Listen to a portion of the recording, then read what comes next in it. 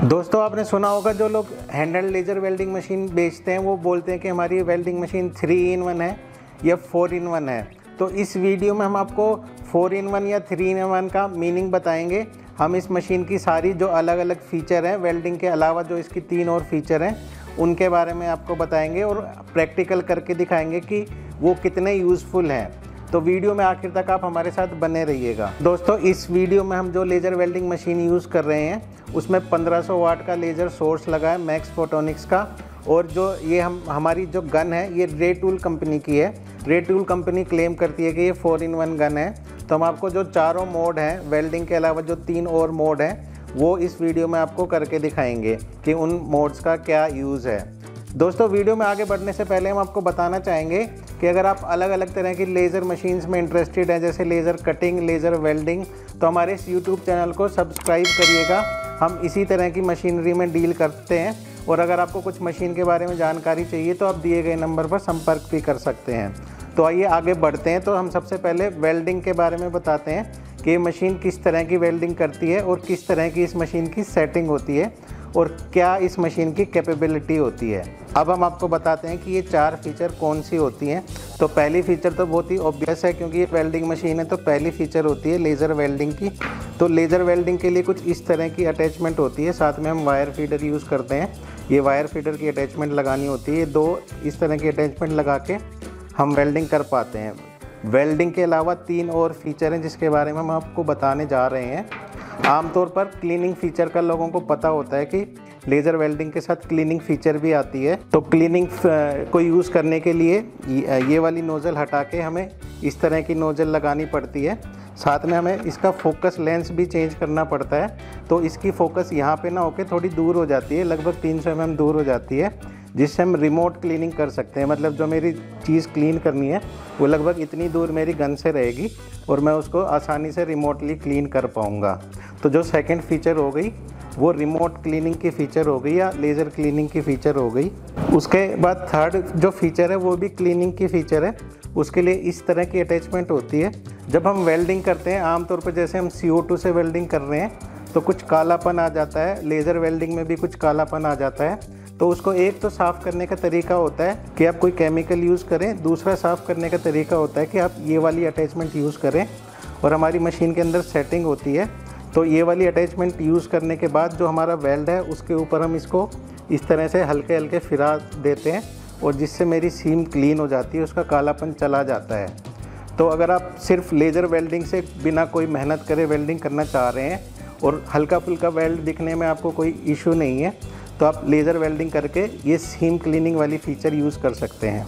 हम आपको प्रैक्टिकली करके भी दिखाएंगे कि सीम क्लीनिंग कैसे होती है और मशीन की सेटिंग भी दिखाएंगे कि सीम क्लीनिंग के लिए क्या सेटिंग यूज़ होती है। उसके बाद क्योंकि लेज़र का इस्तेमाल कटिंग में भी यूज़ हो सकता है तो उसके लिए हम ये सिर्फ इस नोज़ल को चेंज करते हैं और जो मेरा गैस का प्रेशर है उसको बढ़ा देते हैं। गैस के की जगह पे हम कंप्रेस्ड एयर का भी यूज़ कर सकते हैं, किसी भी गैस का इस्तेमाल किया जा सकता है। तो ये नोज़ल जैसे लेज़र कटिंग की नोज़ल होती है उसी तरह की होती है। तो आपने इस पीस के ऊपर से ऐसे इसको घुमाना होता है और कटिंग प्रोसेस हो जाती है।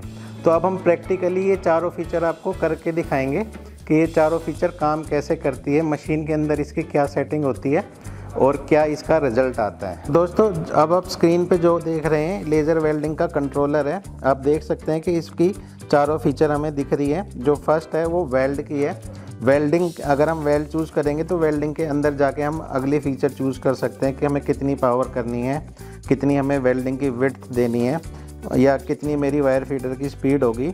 दूसरा एक कट वाली फ़ीचर है, इसमें दिखाया हुआ है कि कट के लिए आपको वेल्डिंग वाली नोज़ल हटा के पूरा सेट हटा के वेल्डिंग का सेट लगाना है। तो इसमें पिक्टोरियल रिप्रेजेंटेशन भी है कि ये आपको कैसे यूज़ करना है। उसके बाद जो तीसरा मोड है वो वेल्ड सीम क्लीन का यानी सीम क्लीनिंग का है, जो मेरा वेल्ड का कालापन आ गया उसको दूर करने के लिए है। तो इसमें भी जो मेरी नोज़ल है उसको बेस से हटा के और मेरी सीम क्लीनिंग की नोज़ल को टाइट करना है। जो मेरा चौथा मोड है वो रिमोट क्लीनिंग का मोड है, जिसमें हमें 2 चेंज करने पड़ते हैं। हमें जो सामने की नोज़ल है उसको भी चेंज करना पड़ता है, वायर फीडर की वायर को हटाना पड़ता है और साथ में आप देख सकते हैं जो फोकस लेंस है उसको भी चेंज करना पड़ता है। फोकस लेंस को क्यों चेंज करना पड़ता है कि जो लेज़र क्लीनिंग फीचर है वो फोकस पे ही काम करती है। वेल्डिंग के टाइम पे फोकस बिल्कुल नोजल पे होता है, लेकिन जब हम रिमोट क्लीनिंग करते हैं तो फोकस को थोड़ा सा दूर करना पड़ता है। लगभग 300 mm की फोकस डिस्टेंस होती है, तो जो हमारी रिमोट क्लीनिंग है वो लगभग 300 mm की डिस्टेंस पे सही काम करती है। तो दोस्तों सबसे पहले हम आपको वेल्डिंग वाली फीचर यूज़ करके दिखाते हैं। हम वायर फीडर के साथ वेल्ड करेंगे, हम टी वेल्ड लगाएंगे और दूसरा वेल्ड हम विदाउट वायर फीडर के करेंगे।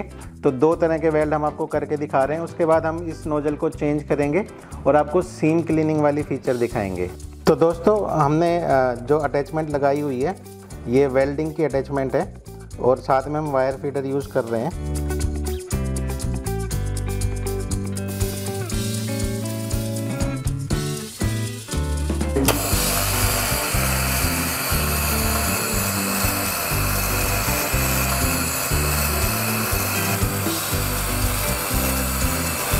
तो दोस्तों आप देख सकते हैं कि ये कितना अच्छा वेल्ड हुआ है। इसके बाद हम आपको ये नोजल चेंज करेंगे और सीम क्लीनिंग भी दिखाएंगे। लेकिन नेक्स्ट वेल्डिंग जो हम आपको दिखाने जा रहे हैं विदाउट वायर फीडर की वेल्डिंग दिखाने जा रहे हैं वो इससे भी बारीक होगी, लेकिन उस केस में वो वाली वेल्डिंग तभी काम की है जबकि उसमें गैप ना हो। तो दोस्तों जो आगे की जो डेमो है वो मेरे सहयोगी योगेश देंगे और साथ में मैं आपको बताता रहूँगा कि वेल्डिंग में क्या हो रहा है, क्योंकि वेल्डिंग के साथ बोलना बहुत ही मुश्किल काम है।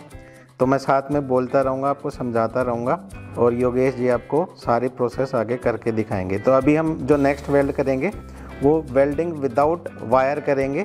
तो हम सेम टाइप का जॉइंट लगाएंगे, क्योंकि ये वाला जॉइंट लगाना आसान होता है। तो ये वाला जॉइंट हम आपको लगा के दिखाएंगे। उसके बाद हम ये वाली नोजल यूज़ करके आपको सीम क्लीनिंग करके दिखाएंगे। और जो बिना वायर फीडर की वेल्डिंग होती है वो तब कामयाब होती है जब पीस में गैप ना हो या ना के बराबर हो। और आप देख सकते हैं ये प्रोसेस कितनी फास्ट और स्मूथ है। जब गैप नहीं होता है तो जो विदाउट वायर फीडर की वेल्डिंग होती है वो बहुत ही स्मूथ आती है। तो दोस्तों आप देख सकते हैं सीम में थोड़ा सा कालापन है, तो हम इस वाले टूल का यूज़ करेंगे, सीम क्लीनिंग मोड इनेबल करेंगे और आपको फिर ये सीम क्लीन करके दिखाएंगे। तो दोस्तों हम अब जो अपनी वेल्डिंग वाली नोजल है उसको हटाएंगे और उसकी जगह हम सीम क्लीनिंग वाली नोजल लगाएंगे। और जो हमने प्रोसेस आपको पहले वीडियो में बताया था कि सीम क्लीनिंग कैसे इनेबल करते हैं, तो वो प्रोसेस हम इनेबल करेंगे। इसके बाद प्रोसेस में हमें वायर फीडर की अटैचमेंट हटानी पड़ती है। जो बाकी 3 प्रोसेस होती हैं, जो 4-in-1 की बाकी 3 प्रोसेस है वेल्डिंग के अलावा, उसमें जो वायर फीडर वाली अटैचमेंट है उसकी ज़रूरत नहीं होती है। तो या तो हम इसको हटा सकते हैं या वायर फीडर को ऑफ कर सकते हैं। तो दोस्तों हमने सीम क्लीनिंग इनेबल कर दिया है और अब हम आपको ये वाले सीम क्लीन करके दिखा रहे हैं। आप देख सकते हैं कि ये एकदम से चमकदार बन गया है और जो जहाँ पे कालापन था वो जल रहा है। आप अगर ध्यान से सुने तो उसकी आवाज़ भी सुन सकते हैं। तो देखो एकदम मेरा वेल्ड बिल्कुल नए जैसे हो गया है, जो भी कालापन था सब हट गया। तो दोस्तों सीम क्लीनिंग वाली फीचर तब काम की है जब आपकी जो वेल्डिंग है हल्की फुल्की दिखने से आपको कोई इशू नहीं है। तो आप एक बार वेल्ड करके सीधे सीम क्लीनिंग करके अपना प्रोडक्ट रेडी कर सकते हैं। इसमें आपकी मैन पावर भी बचेगी, आपकी लेबर कॉस्ट बचेगी और साथ में आपकी ओवरऑल कॉस्ट भी इसमें सेव होगी। तो दोस्तों अब बारी है नेक्स्ट फीचर की। नेक्स्ट हम आपको कटिंग करके दिखाएंगे। तो अब हम कटिंग की अटैचमेंट इसकी जगह लगाएंगे, जो कि एक नोजल होती है, जो कि मेरी लेज़र कटिंग मशीन की नोजल की तरह आगे से पतली होती है और गैस का प्रेशर मेरे को थोड़ा सा हाई करना पड़ता है।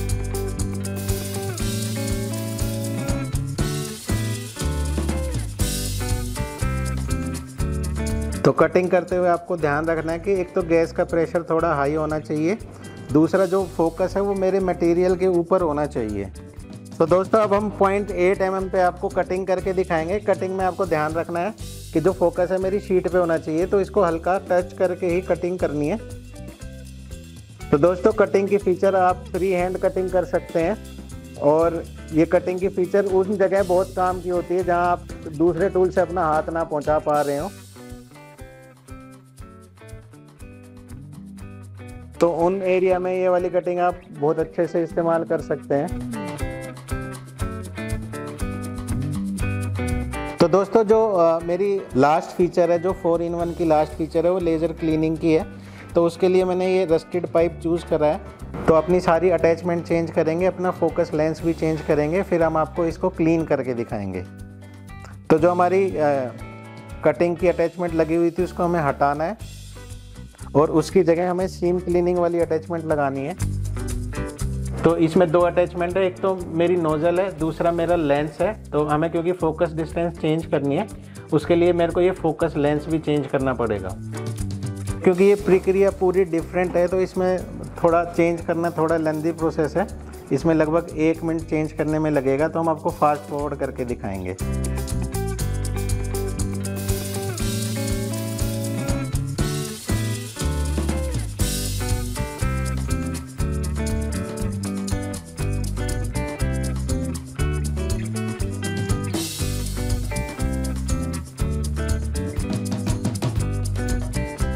तो दोस्तों जो हम फोकस लेंस यूज़ कर रहे हैं वो 600 mm का है।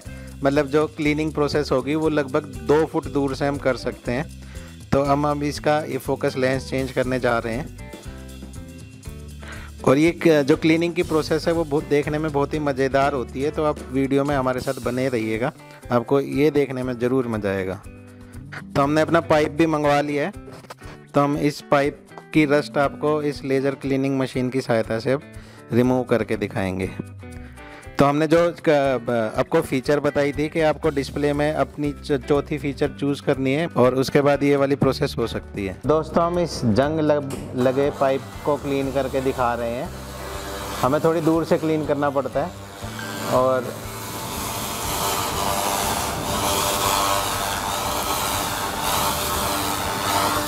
आप देख सकते हैं कि जो पीस है उसका जंग ख़त्म हो गया है। और ये बहुत बढ़िया तरीका है जब आपको रिमोटली इस तरह की क्लीनिंग करनी हो। जैसे आप शिपिंग इंडस्ट्री में खासकर इसका बहुत अच्छा इस्तेमाल है। जो शिप बिल्डिंग का काम करते हैं, शिप मेंटेनेंस का काम करते हैं, उनके लिए मशीन बहुत ही परफेक्ट है इस काम को करने के लिए। और ये देखने में बहुत मज़ेदार भी लग रहा है, इसमें आवाज़ भी बहुत धांसू आ रही है।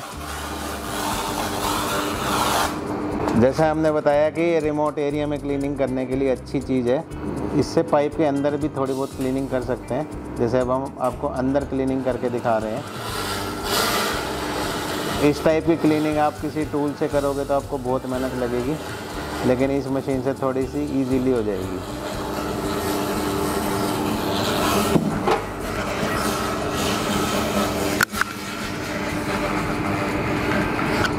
दोस्तों इस वीडियो में हमने आपको चारों फीचर दिखाई जो 4-in-1 मशीन बोलते हैं, उसमें कौन कौन सी 4 फीचर होती हैं। अगर आप इस मशीन में इंटरेस्टेड है तो हमें आप संपर्क कर सकते हैं। कोई सवाल है तो कमेंट करके पूछ सकते हैं या दिए गए नंबर पर कॉल कर सकते हैं। हमारा वीडियो देखने के लिए धन्यवाद। Thank you.